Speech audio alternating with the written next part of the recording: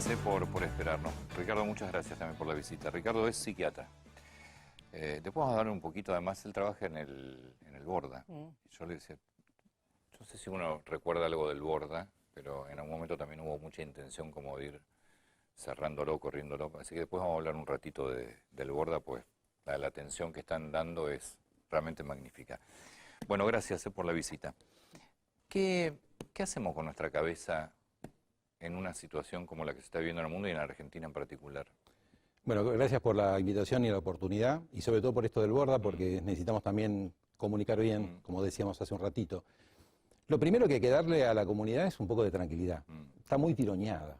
El famoso tema este de la grieta, se utiliza mucho políticamente todo.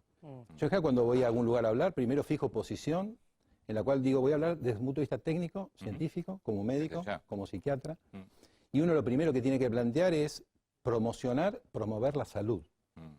Y también alertar a la comunidad, que es un poco lo que más nos preocupa, es que demora la atención de los problemas preexistentes. Nosotros, nuestra sociedad, la Asociación Argentina de Psiquiatras, pero también todas las sociedades científicas, estamos preocupados porque mucha gente tiene problemas de salud de otra índole y no es el coronavirus la única enfermedad que existe. Es decir, tenemos gente que tiene problemas oncológicos. Yo hablo con oncólogos amigos. Mucho cardiológico, cardiológicos. Nosotros tuvimos una reunión, todas las sociedades científicas, hace un tiempo ya en el Ministerio de Salud de la Nación, y advertimos un poco esta situación. Los datos son preocupantes porque la gente no consulta por distintas razones, pero fundamentalmente por el miedo. Claro. Entonces, una de las cosas que me gusta hacer en estas situaciones donde tengo la oportunidad de transmitir a la comunidad es que hay que estar tranquilos y tratar de consultar, no quedarse. Incluso hablo con la gente, recién venía en un taxi hablando con las personas, mucha gente dice, yo tengo miedo, no quiero salir. Sí, claro. Entonces hay gente que se restringe por sí mismo. Bueno, tenemos una grieta en la... ¿Qué haces contra eso? Porque la verdad que hay mucha gente que tiene miedo. Bueno, es que sucedió eso. Están los dos extremos. Los anti-cuarentena o los que no creen en el virus, que hay que ser cuidadosos, porque eso existe, lo hemos comprobado, pero sin embargo hay gente que cree que la Tierra es plana. Entonces eso tenemos que informar adecuadamente, que creo que se hace muy bien. Muchos colegas están en los medios e informan muy bien.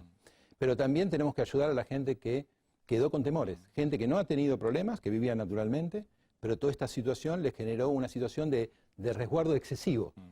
Y aunque la autoricen a salir, porque ahora, bueno, tenemos nuevamente restricciones, no salen, se quedan. Sí, pero yo digo, aparte del miedo, también nuestra cabeza con todo esto es la persona que se le cayó el trabajo, que se le cerró el negocio. Digo, son muchas cosas para digerir. Bueno, estas cosas es lo que nosotros llamamos son estresores sociales, como pasó en el 2001-2002. Una situación extrema, como pasa en una guerra, por ejemplo, donde hay un nivel de tensión muy alto por incertidumbre. Una de las cosas que más perjudican al ser humano son las incertidumbres. Y sobre eso cabalgando una cuestión que tiene que ver mucho con la situación actual, y es también el bombardeo mediático. Eso es lo que llamamos esa cuestión. La sobreinformación. Claro, la infodemia. Claro. ¿No? Entonces, una de las cosas que hay que decir a la gente, aunque vaya en contra de ustedes, es hay que ver menos la televisión. Hay elegir un programa y... Claro, ustedes saben muy bien que la información se repite a lo largo de las 24 horas 50 veces lo mismo. Lamentablemente mucha gente queda enganchado con eso. Y entonces tiene preocupaciones. Incluso, siempre lo digo, una de las recomendaciones que doy a la gente que tiene problemas para dormir es no ver a la noche la televisión. Sí, no ver pantallas. No ver pantallas en general, porque encima tenemos esta contra, ¿no? De mucho de las redes, hay mucha información preocupante, incluso mucha que no es buena información. ¿Qué notaron los psiquiatras, qué notó la psiquiatría en este año y monedas, en este año y meses de pandemia? Bueno, varias cosas.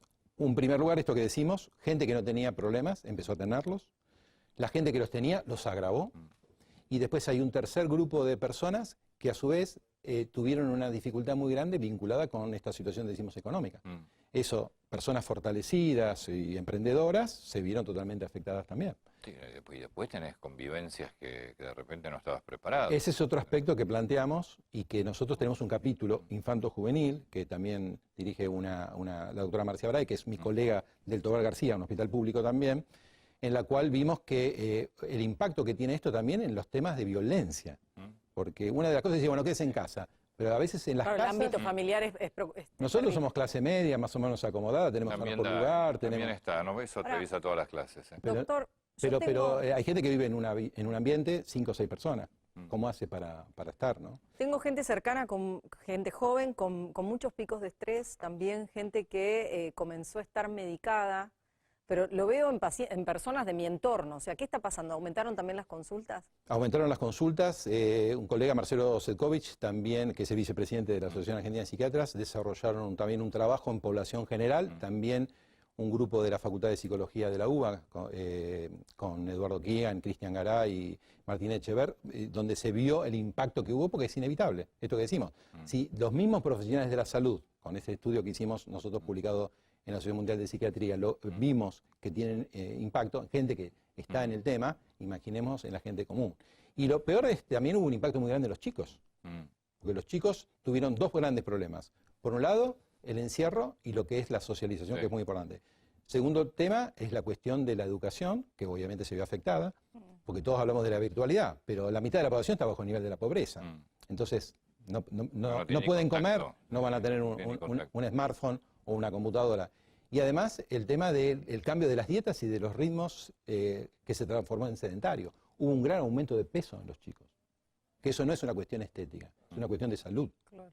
Eso los pediatras, bueno, la Sociedad Argentina de Pediatría hizo un comunicado muy sensato, muy serio relacionado con eso, incluso con el tema famoso ahora de la escolaridad, donde también el tema de las escuelas es algo que nosotros recomendamos. Hicimos un comunicado también desde el capítulo de Infanto Juvenil. ¿Tienen contacto con asociaciones de pediatría del exterior? Bueno, estamos más o menos todos iguales en ese sentido. Todos han recomendado, porque se ha hecho varias investigaciones y se ve que no ha aumentado el número de casos por el tema de la escolaridad, porque se cumplen muy bien los protocolos, se cumple muy bien el tema este famoso de las burbujas, y la atención y el cuidado que hay en las escuelas, no sé si le ha pasado a ustedes y vieron los chicos, es bastante prolijo. Yo lo he visto con... Y el tema psiquiátrico en el mundo, porque acá también lo que uno percibe y charlando con muchos farmacéuticos es el incremento de la venta de ansiolíticos, de antidepresivos. Bueno, ahí tenemos un problema, porque no quiere decir que haya tanto consumo que esté bien indicado. Claro. Porque hay mucha automedicación, lo cual tenemos que desaconsejar absolutamente. Entonces acá lo importante es que cuando hay un problema, sea consultado un profesional. Ahí está. ¿Cuál es la alarma que se tiene que encender para que yo diga tengo que ir a un psiquiatra? Hay una cuestión fundamental, que no es solamente el síntoma, sino la sensación de funcionalidad. Cuando uno pierde la funcionalidad, es decir, nuestro interés por el trabajo, nuestro interés por las cosas habituales, o alguna situación que es un poco distorsiva en nuestro ambiente, o los que están al lado nuestro, nuestra familia, nuestros seres allegados, o nosotros mismos, es consultar. Y ojo que consultar no quiere decir que uno necesita un tratamiento. Yo recibo muchas veces pacientes que solamente necesitan ser escuchados y una orientación. Claro. Y no quiere decir que se van con una receta, simplemente se van con una orientación. Pero eso es importante y la comunidad, hay mucho prejuicio con eso. Es un poco lo que hablamos del Hospital Borda. Pese a eso, hay gente que va a consultar al Hospital Borda por este tipo de cuestiones, ¿no?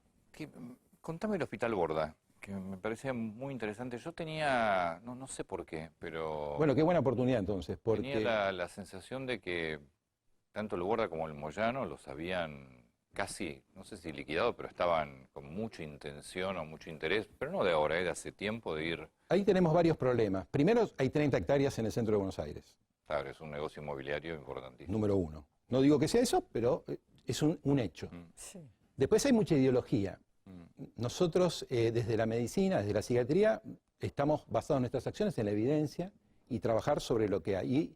Y lamentablemente en este tema de la que es la salud mental, la psicología, la psiquiatría, se opina mucho. Se opina del coronavirus, no se va a opinar de estas cuestiones. Entonces, lamentablemente estamos atravesados por eso y hay mucho prejuicio relacionado con eso. El Hospital Borda y el Moyano, son dos hospitales, igual que el Tobar García en Infanto Juvenil o el Alvear, son hospitales especializados en problemas de salud mental, en problemas de enfermedad mental, y tienen equipos de excelencia de muchos años. Piense que ahí está en la cátedra de la Facultad de Medicina, cátedra de la Facultad de Psicología. Pero tenés, la mayor parte de la atención es ambulatoria. Eso es otra cosa que les comentaba. Claro. Había mucha gente internada. ¿Sí? No, al revés. Y además, como la evolución de la ciencia ha sido tan importante, y sobre todo en neurociencias, los tratamientos son más eficaces. Por lo tanto, los tiempos de internación son más breves. Hay pacientes que ingresan descompensados y a las 2, 3 o 4 semanas se pueden ir a sus casas y continúan un tratamiento ambulatorio. Eso es muy importante para la comunidad, que sepa que el tratamiento a veces es muy puntual. La gente tiene la fantasía que entra al hospital y no se va más. Claro. Y no es así. Yo les contaba, yo cuando entré al hospital en el año 81, 83, había 2.500 pacientes internados. Hoy tenemos 400 y sigue habiendo la misma cantidad de demanda de atención. No es que bajó la demanda. Y tenemos el mismo promedio de internación anual. ¿Pero que los monitorean, los van siguiendo? Simplemente mejoraron los tratamientos, son más eficaces y entonces se logran altas más rápido. Y además el trabajo interdisciplinario. No, porque, 2.500 internados. O sea, es inmenso el hospital. Pero actualmente los programas de atención ambulatoria dominan la situación y permiten que muchos pacientes puedan tener esa funcionalización que decimos en sus hogares o intentar hacer. De hecho, tenemos hospitales de noche, hospital de día, trabajo social, terapia ocupacional, kinesiología. Es un hospital muy vivo y que además, sobre todo, la comunidad necesita. Sí. Doc, muchas gracias. Muchas gracias a ustedes por la oportunidad. Gracias.